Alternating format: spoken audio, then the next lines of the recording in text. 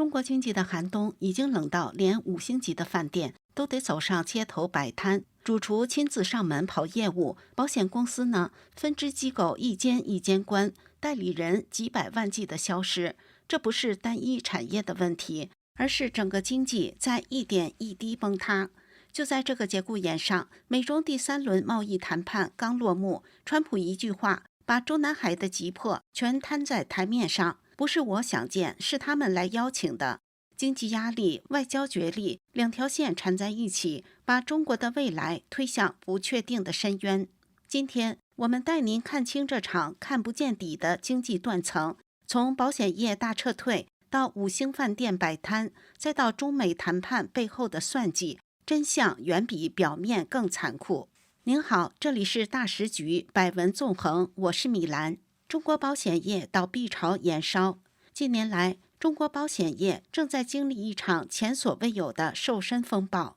中国经济参考报7月28号报道，截至7月18号，中国保险业年内共关闭了近1800家分支机构，其中包括1099家营销服务部、564家支公司，以及86家中心支公司、14家电话销售中心和3家省级分公司。特别是头部公司在县级地域的分支机构大幅收缩，有公司年内已裁撤分支机构上百个。例如，中国人寿撤销43家分支机构，中国人保26家，泰康人寿15家，中国太保2家，中国平安1家。事实上，最近5年，中国保险公司分支机构呈持续裁撤态势，裁撤总数量超过1万家。不止如此，这波变革也直接冲击保险从业人员数量。5大上市保险头部公司中国人寿、中国平安、中国太保、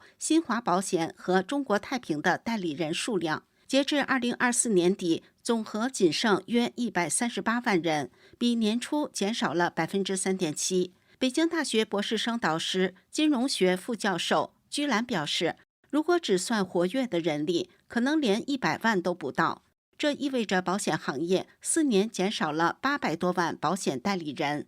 为什么会出现这样的情况？经济环境的挑战显而易见，中国经济下滑，内需消费低迷，影响保险产品的销售。疫情以后，中国经济一直不振，房市低迷，民众可支配收入减少，导致保险需求下降，保险行业在整体收缩。部分中小型保险公司因无法满足提高资本充足率和清偿能力的监管要求而退出市场。有些高风险投资，如房地产投资，导致部分保险公司财务危机。比如安邦保险公司被清算，就凸显了行业结构性问题。另外，经济环境恶劣，保险业自身的问题也使得民众对保险产品的信任度下降。有些因激进销售、夸大收益等行业行为导致退保率上升。也有学者指出，消费者对未来经济信心不足，减少购买长期保险产品。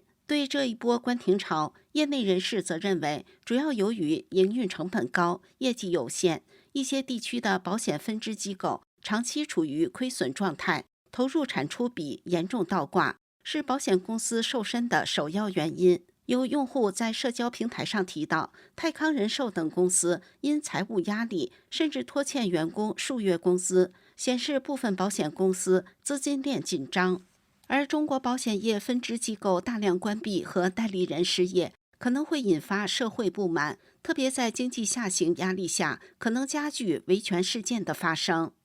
5星级酒店掀自救浪潮，推主厨上门。与此同时，中国的餐饮与酒店业也遭遇同样困境。近几个月来，象征奢华的中国星级酒店为了生存，正掀起一场前所未有的自救浪潮。从街边摆摊到主厨上门，甚至深入社区抢客源。浙江一家5星级酒店近期推出主厨上门宴套餐，最高价格高达近4000元，主厨、服务员、餐具、食材全包。甚至可根据顾客需求定制菜单，还包分餐与餐后保洁服务。西安一家高端假日酒店推出一系列上门桌宴，从8人桌到10人桌不等，价格区间在1688元到3188元不等，将高端服务搬进家门。这类主厨上门服务迅速在上海、徐州、南京等地传开，导致不止5星饭店，连米其林餐厅、家政平台、个体私厨也纷纷抢进市场，导致上门代厨服务的内卷竞争。业内普遍预估，随着暑期过去，9月淡季到来，可能将迎来新一轮关店潮。中国餐饮业如今已被推到了极限边缘，也更是经济寒冬下的全民缩影。美中第3轮贸易谈判，川普一语惊人。